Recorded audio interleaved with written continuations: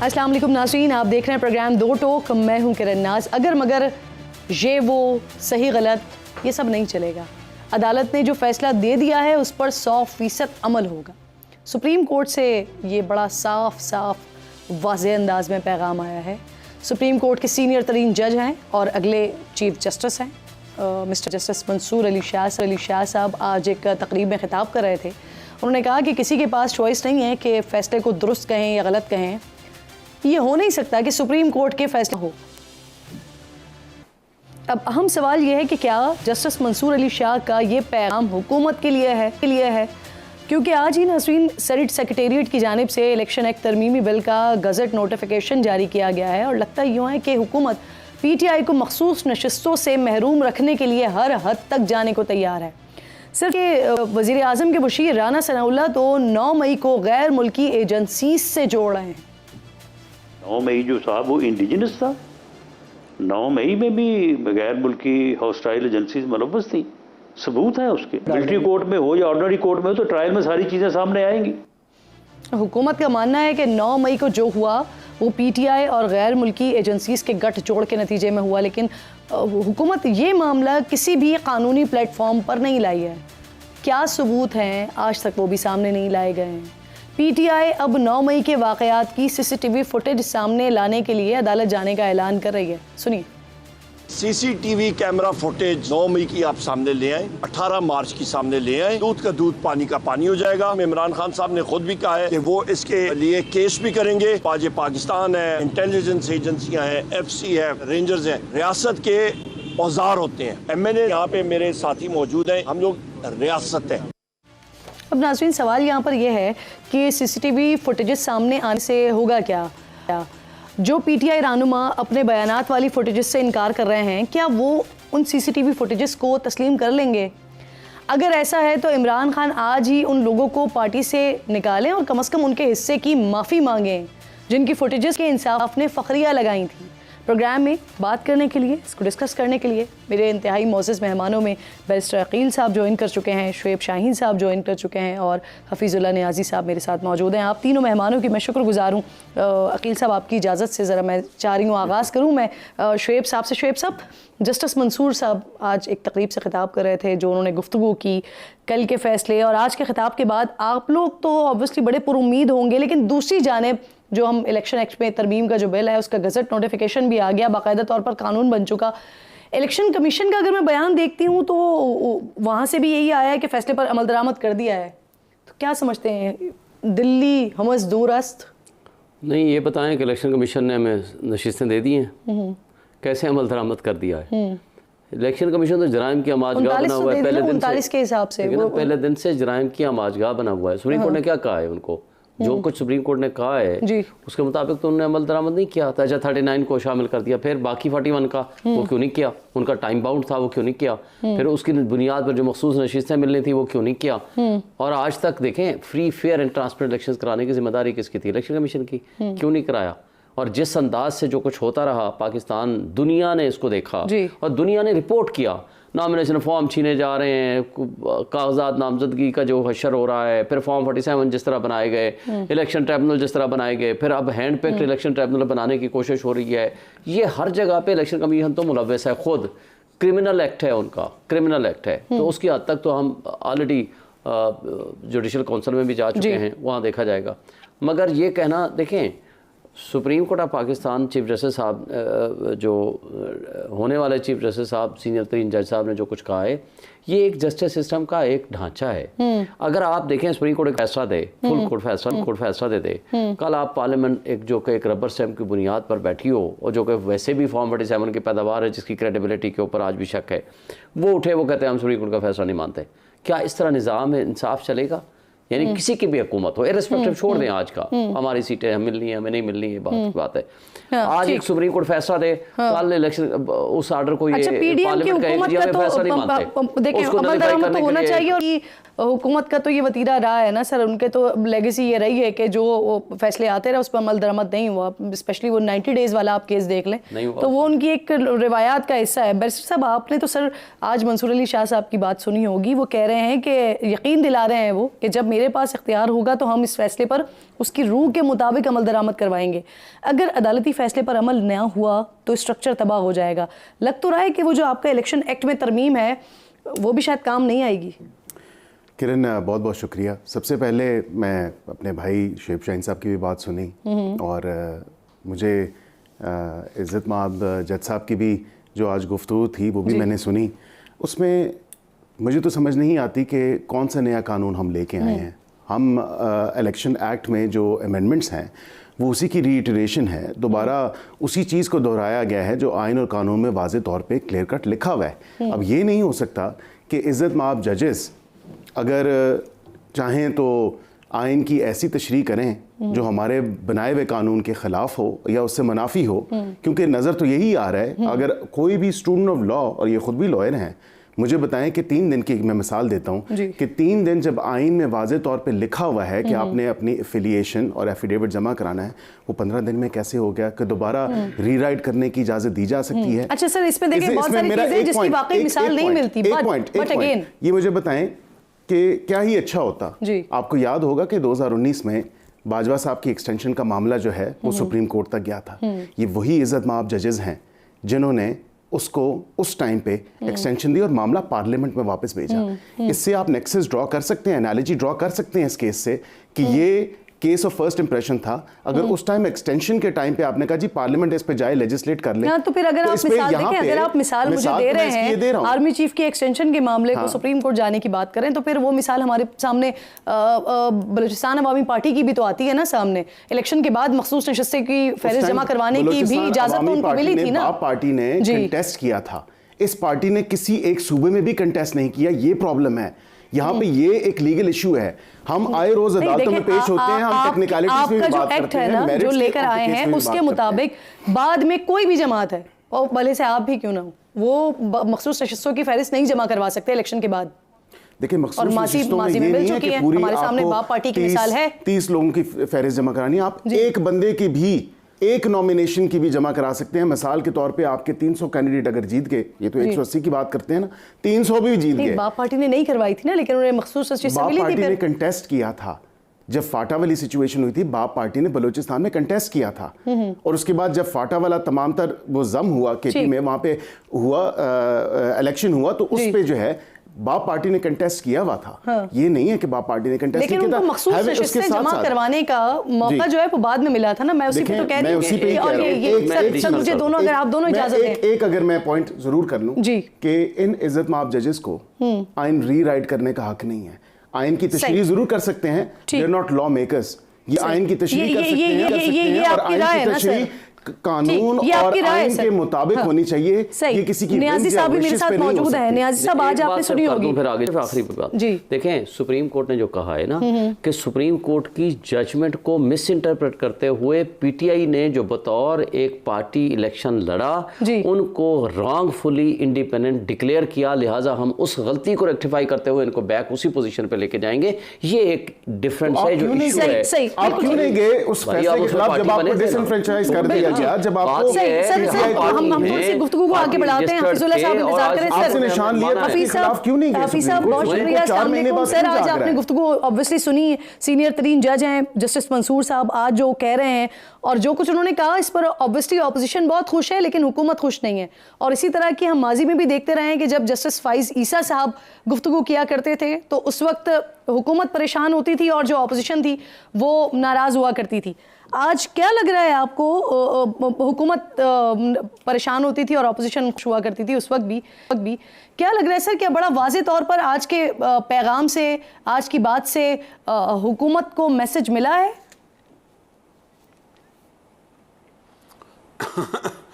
मेरा नहीं ख्याल कि हुकूमत को मैसेज मिला है या हुकूमत के लिए मैसेज था या नहीं था। मैसेज वो ज़्यादा यही होगा कि एस्टैब्लिशमेंट के लिए होगा, क्योंकि हुकूमत जो है वो इस तरह का उसके पास ना तो इख्तियार है कि वो सुप्रीम कोर्ट के आगे इस हिम्मत से जुर्रत से खड़ी हो और या कोई ऐसा काम करे जो कोर्ट से मैयर हो और सुप्रीम कोर्ट के जो अहकामात हैं उससे पहलू तय करें। लेकिन जो लोग पहलू तय करते हैं वो मौजूद हैं और वो आज भी एरिना में मौजूद है। मेरा नहीं ख्याल कि वो लोग कोई कमज़ोर हुए हैं। फिर मुझे बीबी ये मेरे जो मसूल शाह साहब हैं मेरा ख्याल है कि अगर आप मुझे कहें कि पाकिस्तान की तारीख में अगर 10 बेहतरीन जजेस चुने तो मैं 2 जजेस तो इन्हीं में से चुनूंगा। एक का नाम है चीफ जस्टिस काजी फायज ईसा और दूसरे का नाम है जस्टिस मंसूर अली शाह। अब कई चीज़ें हैं, मुझे फर्ज के मेरा कोई ख़ास सियासी एक नुक्ता नज़र है, नैरेटिव है और मैं चीफ जस्टिस काजी फायज ईसा उसके खिलाफ जा रहे हैं, तो ये मेरी मजबूरी है कि मैं उनके धज्जी उड़ाऊँ। मतलब इमरान खान साहब का जो ये अल्लाह ताला ने उनको जो ये उनसे काम करवाया है, काजी फायज ईसा साहब 7-8 साल 6 साल उस बेचारे की जो करेक्टर असैसिनेशन की, जो किरदार कुशी की, उसकी बीवी के साथ जो कुछ होता रहा, वो इमरान खान साहब के हलकों में उसमें कुछ ज़्यादा चंबे की बात नहीं होगी, लेकिन जो इमरान खान साहब के सामने खड़े थे उनके दिल दहल गए थे ये सारे वाक़यात को देखते हुए कि एक बंदा जो है ना वो सुप्रीम कोर्ट के अंदर उसका वो बेंच में बैठता है, न सुप्रीम कोर्ट का अपना फैसला काजी फैज से नहीं बैठेंगे, तो ये एक बहस हो गई। अब मंसूर अली शाह साहब जो हैं वो अगर इस तरह के फैसले देंगे तो जो नवाज शरीफ साहब के चाहने वाले हैं उनको ये लगेगा कि उनका फैसला जो है वो उसको आड़े हाथ में लेंगे, बल्कि कई ऐसे लोग हैं जो न्यूट्रल हैं उनकी दूसरी तरफ भी राय होगी, लेकिन बहुत सारी कसीर तादाद में साबिक जजेस की राय में सुप्रीम कोर्ट ने ये फैसला जो है बुनियादी तौर पर आइन से तजावज़ करके किया है। मेरा इसमें बहस ये नहीं है। मैं आपको 3-4 मिसालें देता हूँ। मिसालें तो मेरे पास यकीन आप कर रहे थे ना, तो मैं थोड़ा लिख रहा था यादाश्त को ताज़ा करने के लिए, तो आप कान में आवाज़ है कि ऊपर देखें, मैंने कहा ऊपर देखूंगा तो फिर प्रोग्राम में क्या बोलूँगा, तो मैं आपको क्या क्या बताऊँ। ये 2015 था 8 जो है पता सितंबर में 2015 में जवाज ख्वाजा साहब 4 महीने चीफ जस्टिस, एक सो मोटो लिया सिर्फ एक। आर्टिकल 251 है, जब आइन नाफिज हुआ अप्रैल 1973 में, वो कहते हैं कि 10 साल के अंदर उर्दू लैंग्वेज को लेटर एंड स्पिरिट में ये जिन्होंने आइन बनाया था उसको नाफिज किया जाएगा। किसी परवाह नहीं की। 1988 में जब 15 साल इन्होंने भुट्टो साहब ने 15 साल का उसके अंदर ये डाल दिया कि जी 15 साल के अंदर इसको इम्प्लीमेंट करेंगे ताकि हमारा मामला जैसे चल रहा है। To cut the story short, martial law का टाइम था, ज़ियाउल हक ने एक ऑर्डिनेंस किया, उसको 10 साल और एक्सटेंड कर दिया। 1998 के बाद किसी को ये तसल्ली नहीं हुई कि आइन क्या कहता है, उसकी क्या हुर्मत है या क्या नहीं है उसकी बातों की। सारों ने कहा कि बिल्कुल जो जिसको कहना चाहिए कि रावी जो है चैन लिख रहा था कि जवाद ख्वाजा जब 4 महीने के लिए चीफ जस्टिस बने तो उन्होंने लिया और ठोक के फैसला दिया कि ये अगर इम्प्लीमेंट ना किया तो फिर बाप जो है ये आपके लिए उन्हें कॉन्टेम्प्ट लगा दी, पूरी गवर्नमेंट पे कॉन्टेम्प्ट लगती थी। पता ही उसके ऊपर उन्होंने उसको उस वक्त होता था ये जो क्या होते हैं जो आज का रिव्यू पिटीशन है सोमोटे पे, उसमें था पति शुएब साहब मेरी रहनुमाई करेंगे, उसको कुछ कहते थे जो आप उसी बेंच को दोबारा जाता था, वो भी नहीं पेश किया। तो क्या वो सुप्रीम कोर्ट का ऑर्डर लग गया? चलो मैं जब मुझे पता होगा टाइम का कंस्ट्रेंट है। ये जो जस्टिस उमर अता बंदयाल साहब ने पंजाब और केपी में इलेक्शन करने का कहा, तो मंसूर अली शाह साहब के सामने था कि चॉइस तो नहीं थी, लेकिन अगलों ने इस्तेमाल की सुप्रीम कोर्ट के फैसले को। उन्होंने मैं ये तो नहीं कहता दी को टोकरी में फेंका, उन्होंने किसी खाते में नहीं लाए। और उसके बाद फिर सुप्रीम कोर्ट के जजेस से भी शिकायत है। बिल्कुल सर, अभी हमने इस पर बात की। हाफिज साहब मुझे बताइए, अगर आइन को रीराइट करना, अगर चौधरी परवेज को नहीं बनाना। जी सर, मुझे ये बताइए कि इमरान खान कह रहे हैं कि उनके पास तो बहुत वक्त है लेकिन हुकूमत के पास 2 महीने से ज़्यादा का वक्त नहीं है, और इसी तरह की बात ख्वाजा आसिफ साहब भी कह चुके हैं। वो कह रहे हैं कि उनको ऐसा महसूस होता है या सरगोशियां हो रही हैं कि शायद इलेक्शन मनसूख हो जाएंगे 2 महीने के बाद। तो क्या सर वाकई चीफ जस्टिस के तब्दील होने से ये मुमकिनात हैं, नज़र आती हैं आपको? मैं किरण नाज से बात कर रहा हूँ। जी बिल्कुल। अच्छा देखें जी, बात यह है कि इमरान खान साहब जो है मेरे नज़दीक उनकी जो मॉरल हैसियत है, आपने बंदे जिनको बिठाया ये इनको मेरा बड़ा रिस्पेक्ट है। मंसूर अली शाह साहब का जितना रिस्पेक्ट है उसी तरह शुएब शाहीन साहब का भी है। ये वो लोग हैं कि जो आइडियलिज्म के साथ बड़े हुए हैं, और मैं हकीकत है कि कोई आइडियलिज्म, मैं इस्लामिस्ट होता था और जो कम्युनिस्ट होते थे मैं उनसे इन लव रहता था, मुझे इश्क होता था। ये मामूली बात है कि आप एक कोई नज़रिया अपनाए उसके अंदर आइडियलिज्म हो और उसके ऊपर कार बांध रहे। शुएब शाहीन साहब उन लोगों में से एक है। लेकिन मुझे बताएं कि शाहीन से शुएब शाहीन साहब जो ये डंडी मार जाते हैं कि जब इमरान खान साहब का मामला आता है तो उसके ऊपर वो अपनी ऑनेस्ट ओपिनियन नहीं देते। ये नहीं कि है डेफिनेटली यही ओपिनियन होगी। मैं कैसे मान लूँ कि जब कासिम सूरी जो है आइन और कानून की धज्जी उड़ा रहे थे तो शुएब शाहीन पे गिरा नहीं गुजरा होगा।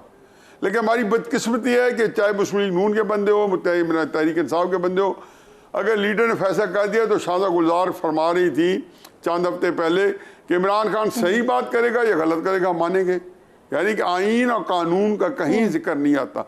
तो जब ये सारे बातें जब सियासतदान जब बात करते हैं तो उनको जिक्र होना चाहिए कि आइन और कानून को जो वायलेट करने का जिनके पास महारत है, जिनके पास 75 साल का तजर्बा है, फिर उनसे डरो।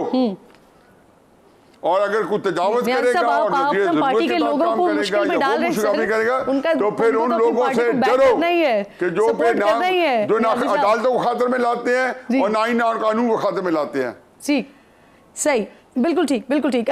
शुएब साहब, ऐसा पहली बार नहीं हुआ सर कि पीटीआई की जो उम्मीदें हैं वो सुप्रीम कोर्ट के आने वाले चीफ जस्टिस से लगी हुई हैं ना, जिस तरह से आप लोग बात कर रहे हैं। अब 2 महीने का तो बाकायदा तौर पर बानी ने भी कह दिया। जावेद हाशमी साहब का ऑन रिकॉर्ड ये बयान मौजूद है, बानी पीटीआई ने उनसे कहा था कि तसद्दुक जिलानी के बाद हमारा चीफ जस्टिस आएगा, और फिर उसके बाद जो कुछ हुआ वो फिर हमने देखा भी। नवाज शरीफ साहब नाअहल हुए, पार्लियामेंट तहलील हुई, ये सारी बातें हुई भी। फ़र्क सिर्फ इतना है, पार्लियामेंट तहलील नहीं हुई थी, इस वक्त नवाज शरीफ साहब बहरहाल नाअहल हुए थे। तो सर इस वक्त फ़र्क सिर्फ इतना है कि उस वक्त जो है ना वो इस्टेब्लिशमेंट जो है वो पीटीआई के साथ थी। आज आप लोग चाह रहे हैं कि वो आपके साथ हो, आपकी बात सुने, आपके साथ नहीं है। देखिए, हफीजुल्लाह न्याज़ी साहब के साथ मेरा बड़ा एहतराम का रिश्ता है, लेकिन एक बात मैं उनकी वजाहत के लिए पेश कर दूँ। मैं उस वक्त हाई कोर्ट बार का सदर था और वो ऑन रिकॉर्ड है, आज भी मेरी वीडियोस मौजूद हैं। मैंने कासिम सूरी साहब की रूलिंग को unconstitutional even before declaration of the judgment मैंने कहा था। जजमेंट जस्टिस बंदियाल साहब ने बाद में दी थी। मैंने उसको कहा था कि ये गलत किया है इन्होंने, और उसकी वजह भी मैंने ये बयान की थी कि काश कि अगर आप इसी रीज़न्स पे भी अगर ये फाइंडिंग्स देनी थी तो आप पहले कमीशन बनाते, कमीशन की फाइंडिंग्स लेकर आते। वो जो साइफर आया था उनकी कमीशन की फाइंडिंग्स को बुनियाद बनाकर फिर जो चाहे करते, और सुप्रीम कोर्ट ने जिस बुनियाद पर फैसला दिया वो भी इसी बुनियाद पर दिया था। तो लिहाजा मेरी राय जो फरमा रहे हैं न्याज़ी साहब, मेरी राय उस वक्त यही थी कि ये गलत फैसला है कासिम साहब की रूलिंग का। सही। दूसरी बात अब मैं आता हूँ, लिहाजा आज भी मेरे में इतनी अखलाकी ज़रूरत है कि अगर मेरी पार्टी को गलत बात करेगी या गलत फैसला करेगी तो मैं with in the limits of party कहूँ या आउटसाइड ऑफ द पार्टी, मैं गलत बात को इंशाल्लाह गलत कहूँगा। ठीक, बिल्कुल ठीक। दूसरी बात मैं आता हूँ, बिल्कुल ठीक। सर मैं ब्रेक के बाद दोबारा आती हूँ ना आपकी तरफ। मैं सिर्फ एक सवाल करके ब्रेक लेना चाह रही हूँ। सर मुझे बता दें कि अभी भी आप लोग इरादा रखते हैं आईनी तरमीम करके चीफ जस्टिस की जो मुद्दत मुलाजमत है उसको 3 साल करने की? देखें, इसमें पहली तो बात है 2/3 मेजॉरिटी की इसमें ज़रूरत है, वो हमारे पास है नहीं। सिंपल मेजॉरिटी की भी यहाँ पे बात है, इत्तेहादियों को मिला इरादा है, इसमें कोई ऐसा इरादा नहीं है। जब वो खुद ही कह चुके हैं कि मुझे एक्सटेंशन नहीं चाहिए, मेरी एक बड़ा क्लियर आपको मैं बताऊं कि हाई कोर्ट और सुप्रीम कोर्ट के जजेस की एज ऑफ रिटायरमेंट में डिस्पैरिटी है। कुछ ऐसी आईनी तरमीमें हैं लेकिन एक्सटेंशन के हवाले से नहीं है। वो ये इस हवाले से हैं कि एक 62 साल पे अगर हो रहा है और एक 65 साल पे रिटायर हो रहा है तो उसमें कम से कम एक हार्मनी आए। ये ना हो कि सुप्रीम कोर्ट के जजेस, मुझे बता दें सर, सादा सवाल है।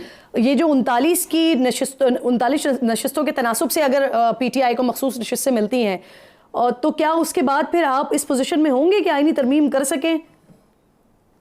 देखें, ये तो अब देखा जाएगा कि मेजॉरिटी हुई तो इसके अलावा भी कई और ऐसे इश्यूज हैं जिस पे आईनी तरमीम की ज़रूरत है। इस मुल्क के इस निज़ाम में बेहतरी के लिए जिस तरह आपकी देखें ना, यानी आईनी तरमीम के लिए आप सिर्फ मेजॉरिटी का इंतजार कर रहे हैं?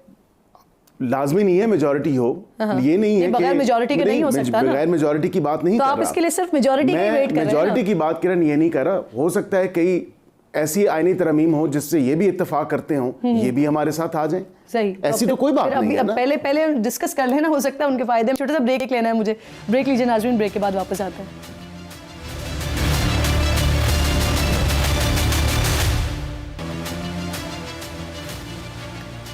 प्रोग्राम में एक बार फिर आपको खुशामदीद कहूँगी। मेरे इंतहाई मोअज़्ज़ज़ मेहमान स्टूडियो में मेरे साथ मौजूद हैं, वीडियो लिंक पर हफीज़ुल्लाह नियाज़ी साहब साथ मौजूद हैं। शुएब साहब, उमर अयूब साहब के मुताबिक जो बानी पीटीआई हैं वो 9 मई की सीसीटीवी फुटेजेस के लिए केस करने जा रहे हैं। तो ये केस कहाँ होगा, फ़रीक किसको बनाया जाएगा, वीडियोज़ किससे मांगी जा रही हैं, क्या हो रहा है ये? देखिए किसी को भी जो वीडियोस जिनके पास होंगी उन्हीं से मांगी जाएगी, नज़ारे थ्रू मिनिस्ट्री ऑफ डिफेंस होगी। और आपको याद है, और ये जो 9 मई के हवाले से जो खान साहब ने भी जो बात की थी ना, देखें उसके उन्होंने कहा था 9 मई के 2 सेगमेंट हैं।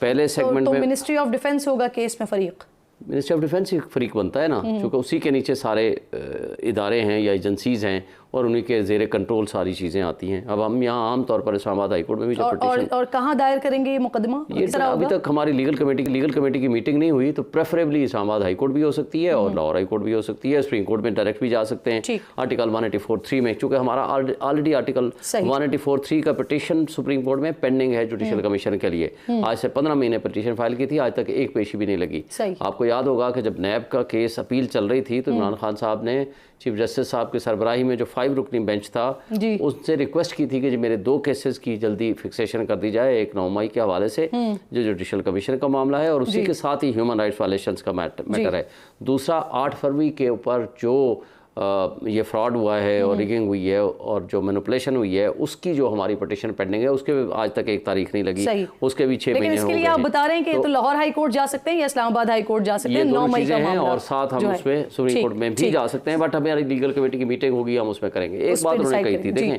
उन्होंने कहा जी 2 बातें हैं, एक ये है कि एक पहले सेगमेंट में मुझे किडनैप किया गया थ्रू रेंजर्स और उसके बाद जिसको सुप्रीम कोर्ट में, और वो भी थंब इम्प्रेशन के प्रोसेस में से, और आज तक ये तारीख नहीं है पाकिस्तान की कि कोई बंदा जो बेल के लिए अप्लाई कर चुका हो, अदालत में सरेंडर कर चुका हो, थंब इम्प्रेशन के प्रोसेस में हो, उनको वकीलों को तशद्दुद का निशाना बनाया जाए, इमरान खान को तशद्दुद का निशाना बनाया गया और अमले को तशद्दुद का निशाना बनाया गया, उनको अगवा करके ले गए। लिहाजा उन्होंने कहा जिसको सुप्रीम कोर्ट ने गैर आइनी और गैर कानूनी डिक्लेयर किया है तो ये एक प्रूव्ड फैक्ट है, उस प्रूव्ड फैक्ट के ऊपर माफ़ी मांगी जाए। दूसरा है CCTV फुटेजेस किसने चुराई हैं, और आज तक हाई कोर्ट की डायरेक्शन के बावजूद high court Islamabad high court वाली जो CCTV फुटेज थी आज तक पेश नहीं की गई। लिहाजा वो बहुत सारी फुटेजेस जो मौजूद है उस पर भी तो आप लोगों की तरफ से बड़ा वाज़ेह तौर पर आ नहीं रहा है कि 9 मई के हवाले से बात करके खत्म करो। देखें उन्होंने कहा जी CCTV फुटेजेस और जुडिशल कमीशन वो इसलिए जरूरी है कि देखें एहतजाज करना तो किसी भी जगह पे करे कोई जुर्म नहीं है। अब किसने आग लगाई, किसने घिलाओ जुराव किया और उसको वो बेस्ट एविडेंस कौन सी होगी, वो CCTV फुटेज होगी। वो जब जिसने चुराई हुई है इसका मतलब है दाल में कुछ काला है और वो क्यों चुराई हुई है। सही और आखिरी बात सर आपका पॉइंट आ गया, आप जानते हैं वक्त की थोड़ी सी किल्लत है सर। ये साबिक वज़ीर दाखिला वो कह रहे हैं कि भाई 9 मई में जो है वो गैर मुल्की एजेंसीज भी इन्वॉल्व हैं। कौन सी एजेंसीज इन्वॉल्व हैं इस सारे मामले में? सिर्फ एक बात कर लूँ, इस्लामाबाद लाहौर हाई कोर्ट ने लास्ट आज से 1 हफ्ता पहले सारे एविडेंसेस मांगे, जो कुछ आपके पास वीडियो ऑडियो किसी भी शेप में मौजूद है उन्होंने कहा जी हमारे पास कुछ नहीं है, और वो ऑर्डर अगर आप पढ़ लें तो आपको उसका सारा कट्टा चटा खुल जाएगा। बिल्कुल ठीक सर। इसमें देखें किसी एक मुल्क को या किसी एक हॉस्टाइल एजेंसी को टारगेट करना या किसी एक इंटेलिजेंस एजेंसी का नाम लेना मैं समझता हूँ बड़ी सेंसिटिव है। मुशीर वजीर आजम एक बात कह रहे हैं और जो मुल्क में तबाही मचाए, जो फौज पे हमला करवाए, उसका नाम तो क्या चौक चौराहों पर लिखवा दें सर? बिल्कुल, लेकिन ये बात यह है कि इसको एक देखे ना, मुल्क की साख को भी आपने देखना है, मुल्क की सालमियत को भी देखना है, मुल्क के जो बाहमी ताल्लुकात हैं दीगर मुल्कों के साथ उसको भी देखना है। ये बताएं ना कि इतनी बड़े पैमाने पे एक मुनज़्ज़म कैंपेन के तरीके से उससे दुश्मन मुल्क जो है 9 मई का जो ये सब कुछ करवाए मेरे मुल्क में, उसके लिए क्या ताल्लुकात को देखना तो सर? दुश्मन में और माजत के साथ इनको शायद ये बात अच्छी भी ना लगे, दुश्मन में और इसमें इस जमात में क्या फ़र्क, जिसने 9 मई का वाक़या सानिया कर दिया। दुश्मन एक ही है जिसने ये तमाम तर 9 मई भारत से हुआ। नहीं, भारत से इन्वॉल्वमेंट, मैं किसी मुल्क का नाम अफगानिस्तान से इन्वॉल्वमेंट है।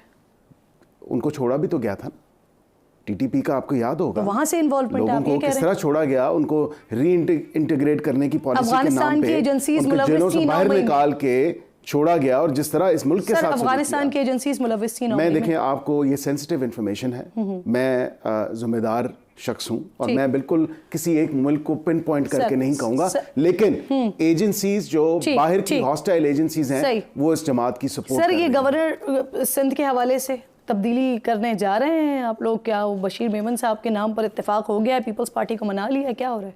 नहीं, अभी अंडर कंसिडरेशन है, मामला चल रहे हैं, क्योंकि इसमें देखिए 2-3 फैक्टर्स हैं। एक तो पीपल्स पार्टी है, फिर हमारी इत्तेहादी जो दूसरी जमात है MQM है, तो इन दोनों को ऑन बोर्ड लेना और इनका आपस में भी आपको पता है कि इनका आपस में भी थोड़ा खींचातानी चलती रहती है, तमाम तर मामला चलते हैं, तो अंडर डिस्कशन है और जल्द ही उस पर इंशाल्लाह हो जाएगा। बिल्कुल ठीक है। हफीज साहब, बानी PTI कुछ रोज़ पहले तक अपना मवाजना जो कर रहे थे वो शेख मुजीब से कर रहे थे, लेकिन फिर पिछले कुछ रोज़ में जो कुछ बांग्लादेश में हुआ, आर्मी चीफ ने 2 रोज़ पहले अपने खिताब में कहा कि जो कहते थे कि हमने 2 कौमी नज़रिए को खलीज बंगाल में डुबो दिया है, वो आज कहाँ है? ये पैगाम जो है वो बाहर वालों के लिए था या अंदर वालों के लिए था? मेरा ख्याल है कि हमारे सिपह सलार ये लफ्ज़ मैं इसलिए इस्तेमाल कर रहा हूँ कि ताकि 50 साल को ये जो है ओवरलैप कर जाए। हमारे सिपह सलार को 54 साल इंतज़ार करना पड़ा है, ये जो परसू फिक्रा जनरल आसिम मुनीर साहब ने कहा है, और ये उसका जवाब था इंदिरा गांधी का कि जो उसे 17 या 18 दिसंबर 1971 में दिया था। जी जी। तो मेरे नज़दीक तो खैर बहुत बड़ा वाक़या। और फिर बांग्लादेश के ऊपर देखें, पहले 2-3 बातें तो ये हो जाएं। मैंने आपको बताया ना कि और शुएब साहब ने जो बात बताई है मैं उनको एंडोर्स करता हूँ कि मुझे जिसको कहना चाहिए कि शुएब साहब से जब ये बात कर रहे हो तो इनसे कई बातें मैं सीखता हूँ, और बहुत सारे इख्तलाफ होता है, लेकिन एक उनके अपने जो पैरामीटर्स है, प्रिंसिपल्स हैं, ये उनकी गुफ्तगू उसके अंदर रहती है, और उन्होंने क्लैरिफाई भी कर दिया, और रियली आई एम हैप्पी। मैं एक बात कर रहा हूँ जो शुएब साहब के शायद वक्त से पहले से है और कुछ शुएब साहब के वक्त की है। 2011 में ख़ास चुना मैंने, और 2024 भी ख़ास चुना है। ये 13 साल के अंदर इमरान खान साहब अगर आइन और कानून के साथ खड़े रहते किरण नाज साहबा, तो खुदा गवाह है कि आज हमारी ये बहस हो ही ना रही होती। मैं फिर दोहरा दूं कि 13 सालों का आइन पाकिस्तान और कानून के साथ खड़े रहते, और जो लोग उसे वायलेट कर रहे थे उनको अब बात सुनते हैं, और जो लोग उनको वायलेट कर रहे थे उनके वो गिरबान को पकड़ते और अपनी जान पे खेल जाते, बजाय इस वक्त जान पे खेलने के उस वक्त जान पे खेलते। 2014 के अंदर, 15 के अंदर, 16 के अंदर जब रियासत रही, सियासत रही, रियासत बचाओ। अब आ जाएं जी आप बांग्लादेश के ऊपर। देखें जी, क्राइसिस में ये है कि यहाँ पे लोग बड़ी सही नॉलेज के साथ बांग्लादेश को देख रहे हैं। बांग्लादेश का जी हाँ, वो फिर आपकी किसी प्रोग्राम बनाएंगे तो उसी तनाजुर में, क्योंकि मुझे पता है कि शुएब शाहीन साहब को पाकिस्तान स्टडीज़ का शौक़ है, तो जो मेरा पास वो कहते हैं ना कि चश्मदीद गवाही हैं, वो मैं उनको देता जाऊंगा, क्योंकि वैसे मेरे बहुत प्यारे छोटे भाई हैं। अब आ जाए बांग्लादेश के ऊपर। बीबी मुझे आज सजीब वाजिद, शेख हसीना वाजिद का बेटा, वो ये कहते हैं, उसकी बेशुमार बातें उसमें ऊपर 2 प्रोग्राम कर सकते हैं, कि उसके 4 दिन के अंदर बयानात के अंदर कैसे कि पहले दिन क्या बयानात थे वो भी उखड़ चुका था। उन्होंने कहा जी इस बांग्लादेश की ऐसी तैसी इन्होंने माँ की कदर नहीं की, और ये ना शुक्री कौम है, फलानी फलानी। आज उनके अंदर कुछ दमशम आ रहा है, और उन्होंने कहा जी मैं तो अपना विरासत करूँगा और जाके सियासत करूँगा। चलो ये अलग बहस है, लेकिन अब ये जो बात उन्होंने की है जिसका मैं जिक्र कर रहा हूँ, उन्होंने कहा जी कि किसी मुल्क में देखा है कि नाज़ी जर्मन वो पूरा मुल्क निकल आए और हिटलर के हक में नारे लगाए, या नाज़ी जर्मन के हक में नारे लगाए, या अल्लाह मियाँ तू कितना बेनियाज है। यानी कि वो रेफर कर रहे हैं उनको, रज़ाकारों को, कि हम रज़ाकार हैं, रज़ाकार हैं, रज़ाकार हैं, रज़ाकार हैं। उनको क्या कह रहे हैं? Nazi German. क्यों? क्योंकि ये रज़ाकार जो थे पाकिस्तानी फ़ौज का दस्तो बाजू थे। आप उनकी सेंसिटिविटीज़ को नहीं वाकिफ बांग्लादेश की। बांग्लादेश के अंदर पाकिस्तानी आर्मी को उन्होंने एक ड्रैकुला बना के पेश किया रखा, हसीना वाजिद उसके वालिद ने। वालिद का तो ये देखें कि 3 साल के अंदर कैसा तिया पांचा हुआ कि अगर ये 2 बच्चियाँ जो हसीना वाजिद उस वक्त तो रेहाना जान ना बचा सकती, तो मेरा ख्याल है कि आज किसी जो है ये उनका नाम लेवाना होता। तो उसके उन्होंने खुद वो कह रहे हैं कि वो तहरीक जो है वो रज़ाकार है, बच्चे कह रहे हैं हम रज़ाकार हैं, हम रज़ाकार हैं, यानी कि हम पाकिस्तान आर्मी के जो दायां और बायां बाजू अल-शम्स और अल-बदर है, 40 साल इस मुल्क में अल-शम्स और बदर को जो मुजाहिदीन थे जिन्होंने उस हालात में पाकिस्तानी फौज का जी। साथ दिया, हमने उनको कितना जलील किया। बिल्कुल खुदा गवाह है कि जमात इस्लामी के जो लोग थे, जमात इस्लामी जी, ने उनका नाम बिल्कुल लेना जी। छोड़ दिया कि उस मुल्क जी, के अंदर जिनको वहाँ पे कोई अक्ल के साथ बात ना होती। फांसियां दी तो गई। बहुत शुक्रिया के अंदर एक बहुत माजरत, आप बड़ी पैराडाइम इंपॉर्टेंट बात शिफ्ट करें क्योंकि ब्रेक लेना है। आप दोनों मेहमानों का बेहद शुक्रिया, इंपॉर्टेंट गुफ्तगू हो रही थी। एक छोटा सा ब्रेक लीजिए नाज़रीन, ब्रेक के बाद वापस आते हैं।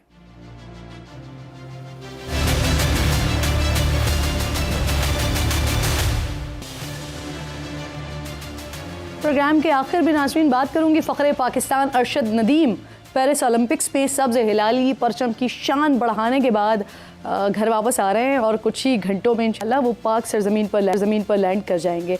40 साल बाद पाकिस्तान को ओलंपिक्स में गोल्ड मेडल जितवाने वाले, ओलंपिक्स में तारीख़ रकम करने वाले अरशद नदीम की वतन वापसी पर फ़कीदुल मिसाल इस्तकबाल के लिए तैयारियां की गई हैं। करोड़ों के इनामात के ऐलानात उनके लिए किए गए हैं। सदर मुमलिकत जनाब आसिफ अली जरदारी साहब ने अरशद नदीम को ओलंपिक्स में रिकॉर्ड कारकर्दगी पर हिलाल इम्तियाज़ से नवाजने की हिदायत की है। और भी बड़े बड़े इनामात के ऐलानात हो रहे हैं, लेकिन इन सारी सिचुएशन में वतन वापस लौटते हुए अरशद नदीम एक ऑडियो आई है मंजर आम पर, जिसमें कौमी हीरो एक दरख्वास्त कर रहे हैं। और वो क्या दरख्वास्त कर रहे हैं, ज़रा उन्हीं की ज़बानी आप सुने कि वो क्या कह रहे हैं। ब्रदर और मेरे वालिद साहब जो मेरी फैमिली आ रही है, तो वो काइंडली मेहरबानी करना उनको एयरपोर्ट पे एंट्री करवा देना आसानी से, क्योंकि पिछली दफ़ा मेरे ख्याल में काफ़ी मसले मसाइल बने हैं। तो बस ये मेहरबानी करना, थैंक यू। सोचिए कि एक ऐसी सिचुएशन कि जब पूरा मुल्क, पूरी कौम जो है इस बात पर खुश है कि अरशद नदीम ने क्या कारनामा सर अंजाम दिया है और ये ऐलानात किए जा रहे हैं कि उनका फ़कीदुल मिसाल जो है वो इस्तकबाल किया जाए, तो वहाँ पर उस कौमी हीरो को इस चीज़ की परेशानी है कि अल्लाह जाने उसके घर वालों के साथ, अहले खाना के साथ क्या रवैया रखा जाएगा, क्या सलूक किया जाएगा, क्योंकि पहले ऐसा हो चुका है। और वो क्या हुआ है वो भी मैं ज़रा आपको दिखाना चाह रही हूँ। वो ज़रा देखिए किस वजह से, किस परेशानी में मुब्तला है इस वक्त अरशद नदीम। दिखाइए जी। तो आपकी फैमिली के लोगों को बाहर खड़ा कर दिया गया था, आज भी ये मामला हुआ है, इस पे क्या कहना चाहेंगे आप? देखो जी, साडे बच्चे पिंड दे आए, बड़ी खुशी नाल गड्डी करा के आए आ। पल्लों किराया ला कोई 20-25 दिता, 60,000 लिया। ਉਹ ਸਾਡੇ ਪਿੰਡ ਦੇ ਮੁੰਡੇ ਹੈਗੇ ਜਵਾਨ ਸਾਰੇ ਬਾਹਰ ਖੜੇ ਆ, ਉਹਨਾਂ ਨੂੰ ਅੰਦਰ ਨਹੀਂ ਆਉਣ ਦਿੰਦੇ। नहीं तो आपने उनको बताया नहीं है कि हम अरशद को रिसीव करने आए ਉਹ हैं? ਜਨਾਬ ਉਹਨੂੰ ਬਤਾਇਆ ਵਾ, मैं मसा आया, मैनू भी रोकिया गया ਸੀ। नाज़रीन, अब जो अरशद की ऑडियो मैसेज सामने आया ना, अगर ये बात कोई और कर रहा होता तो यकीनन हम कह सकते थे कि ऐसी सिचुएशन में बात को बढ़ा चढ़ाकर पेश किया जा रहा है। लेकिन एक कौमी हीरो खुद अगर ये दरख्वास्त कर रहा है, ये बता रहा है कि हमारे मुल्क में हम अपने हीरोज़ के साथ, उनके अहले खाना के साथ किस तरह का सलूक रवा रखते हैं। अरशद नदीम की ये ऑडियो सुनाने का मकसद और जो पहले उनकी फैमिली के साथ हुआ, ये सब दिखाने का मकसद खुदा न खास्ता किसी को नीचा दिखाना नहीं है, लेकिन ये एहसास दिलाना है कि जो खिलाड़ी मुल्क व कौम के लिए अपने प्यारों को पीछे छोड़कर बाहर जाते हैं, कारनामा सर अंजाम देते हैं, हमें उनके साथ साथ उनके अहले खाना की भी इज़्ज़त का ख्याल रखना चाहिए, उनको इज़्ज़त देनी चाहिए, ताकि वो भी महसूस करेंगे उनके प्यारों के साथ जो कुर्बानी बतौर ख़ानदान वो लोग दे रहे हैं, इसकी अहमियत भी है और इसका भी किसी को एहसास है। उनकी फैमिली को कम से कम ये हमें एहसास दिलाना चाहिए। और ज़रूरी है कि आज जब 12:55 पर अरशद पाकिस्तान आ रहे हों तो उनकी फैमिली को भी उसी तरह से वो प्यार दिया जाए जो अरशद डिज़र्व करते हैं, अरशद की फैमिली डिज़र्व करती है। अपना ख्याल रखिए, इंशाल्लाह नाज़रीन बात होगी। अल्लाह निगहबान।